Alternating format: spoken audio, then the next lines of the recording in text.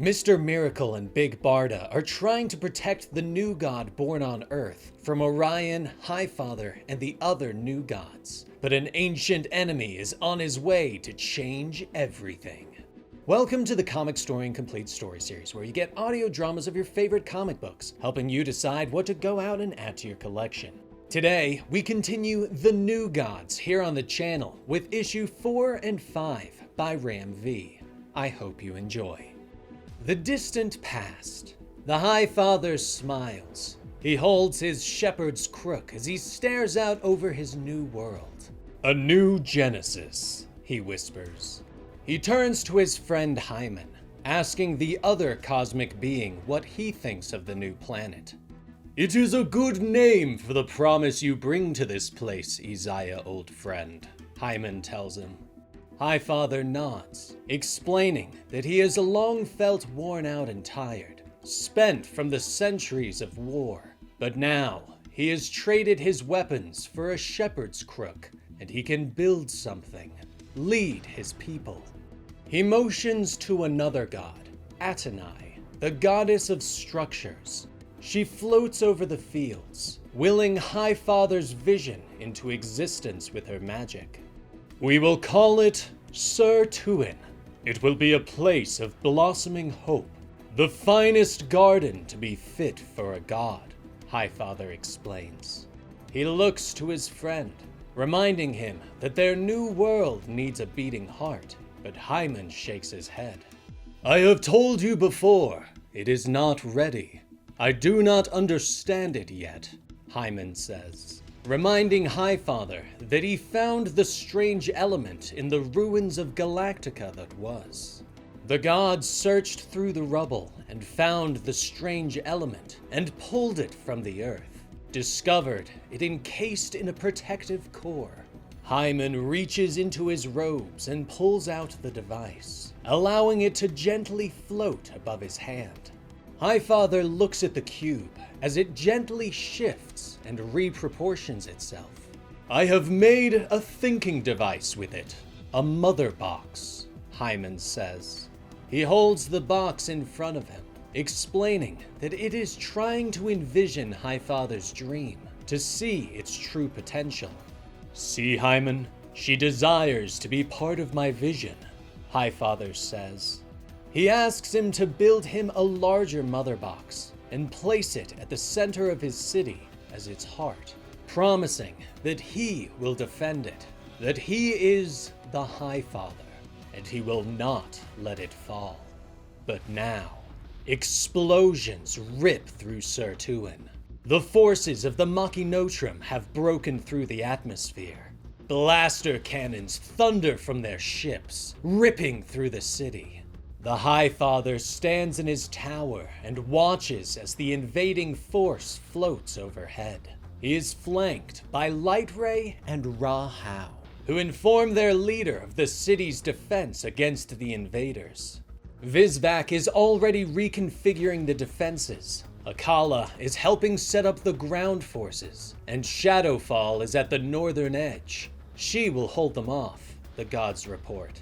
But the Highfather is silent. He stares at the armies as they approach, until he finally turns away and stalks towards the inner chambers.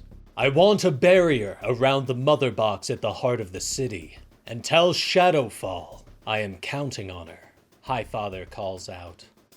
Meanwhile, on the northern edge of the city, the first troop ships have landed. The bay doors have opened, and the vile horde of the Machinotrum begins to thunder outward. But some stop short, staring in fascination at the lone warrior that stands to meet them. Shadowfall holds out her hand, allowing her bow to craft itself around her. She reaches into the sky, speaking words of magic to call forth her arrows and aim her bow. Sleep well, my sweets. At Shadow's fall, she whispers.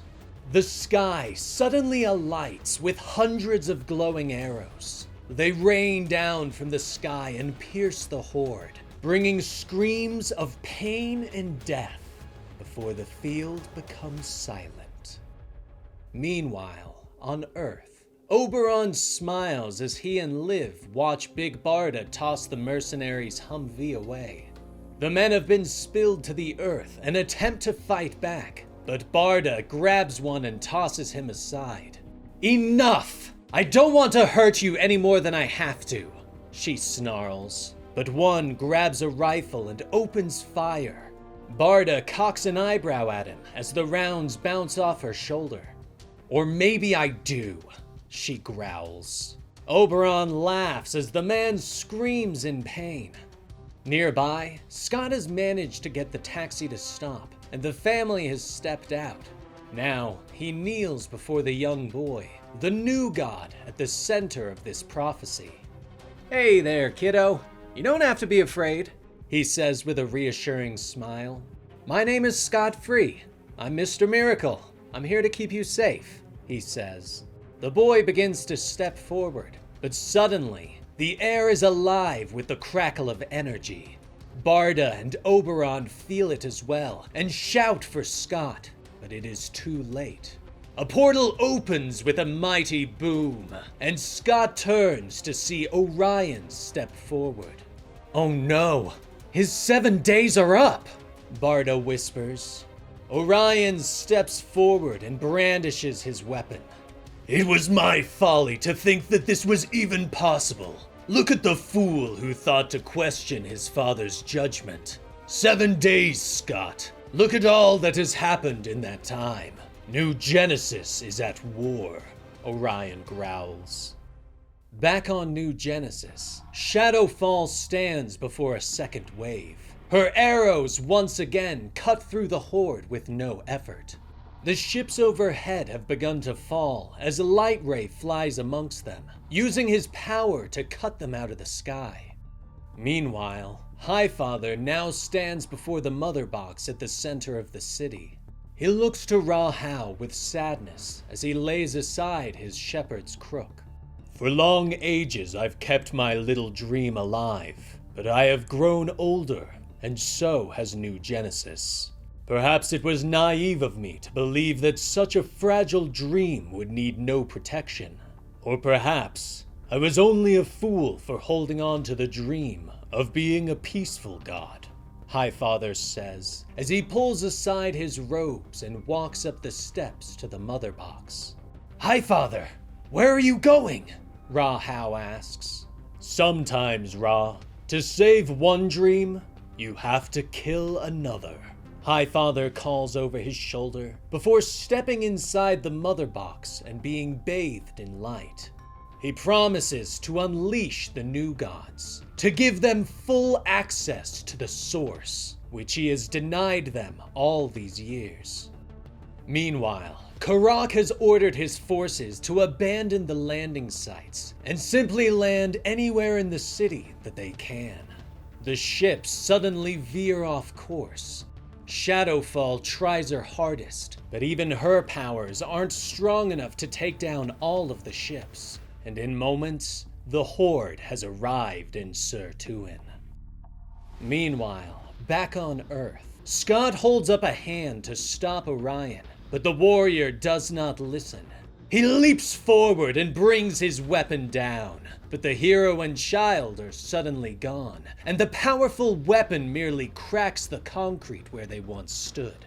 "Listen to me, Orion. This child is not to blame for the war on New Genesis. If you hurt him now, how are you any different from your father?" Scott demands. Orion whirls on him in anger. "You dare!" But Barda's fist slams into his mouth and knocks him into the forest that surrounds them, cracking trees and boulders in his path. "Less talking, hun. More fighting," Barda growls to her husband. But suddenly, things change. Scott can feel it. A surge of energy, and the young boy's eyes suddenly begin to glow. Back on New Genesis, the Highfather steps from the Mother Box, now clad in armor, no longer a shepherd, but a warrior. He stands ready. "Lightray, Akala, clear the field," Highfather orders. It was long ago, that a young light ray stood beside the Highfather as another god was laid to rest. "Highfather, what happens when we die?" Light Ray asked quietly. The kindly Highfather kneeled before him and said simply, "We return to the source, my child, from whence we came." Later, Light Ray was sent to aid Metron, to watch as a world met its extinction. There, Light Ray saw the end of life on a world, in the hopes that he would learn of the transformation of death.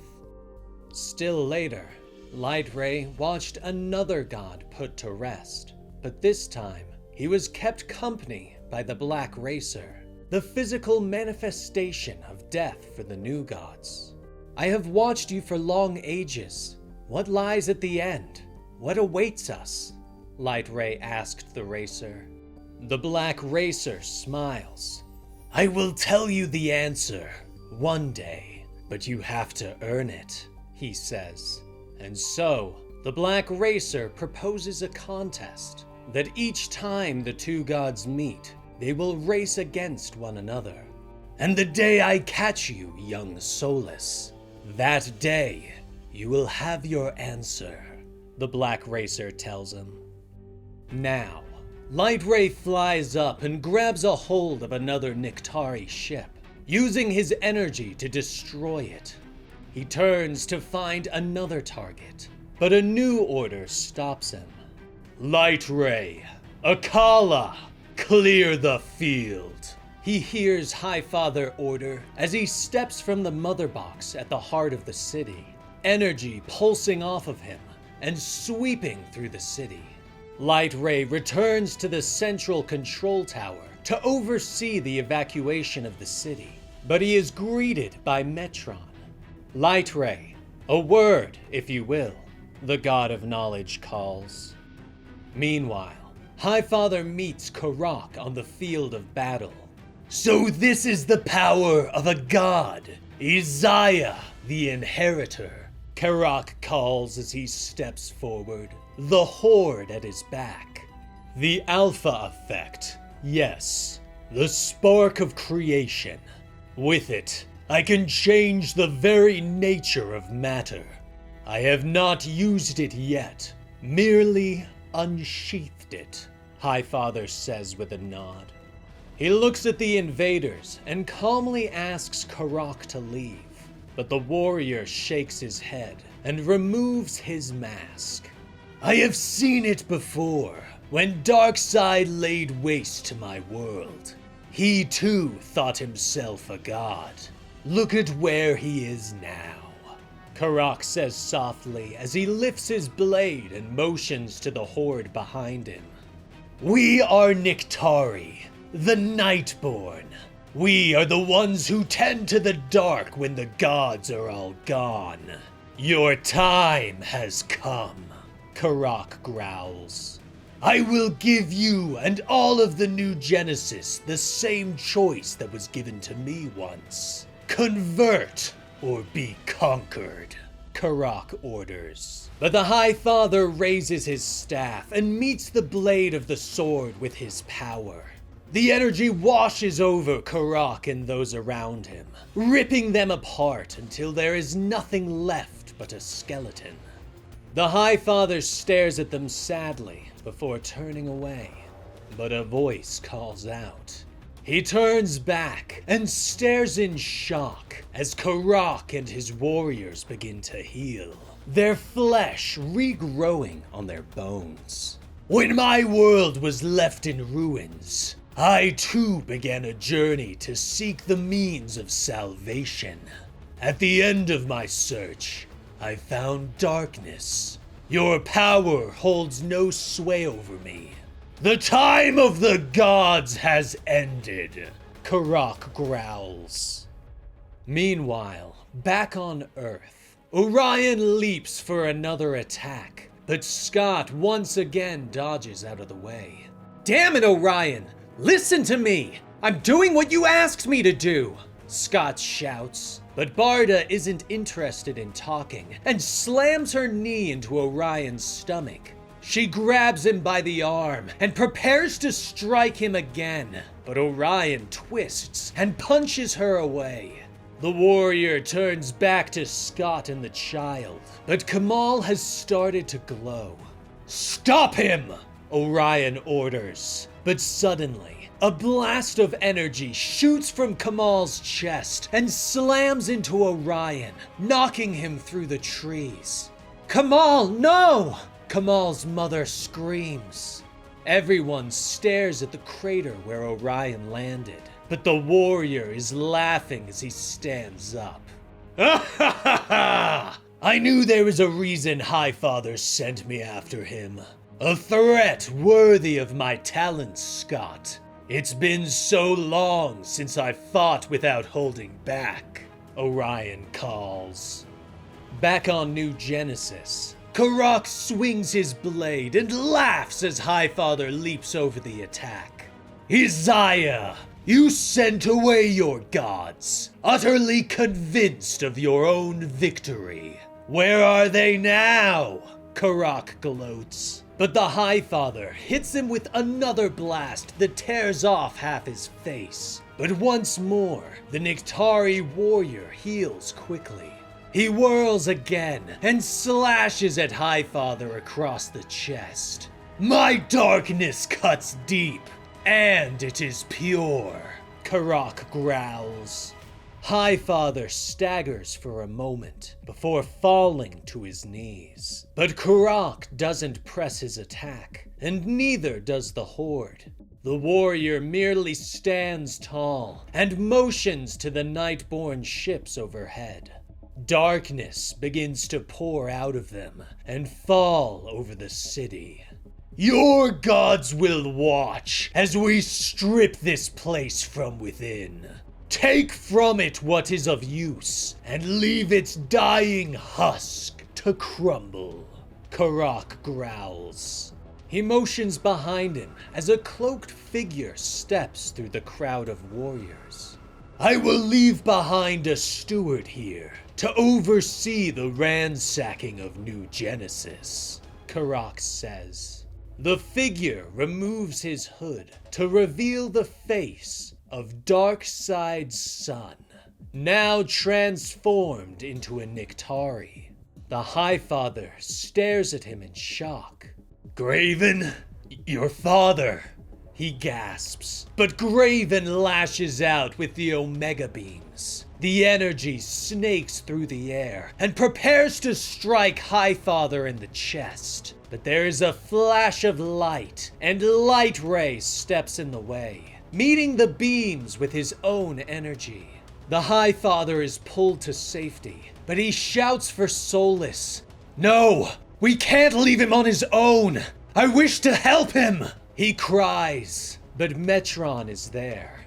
"Highfather, Light Ray knows of his fate. I made sure to tell him, and he accepted willingly," the God of Knowledge says as they continue to watch the fight.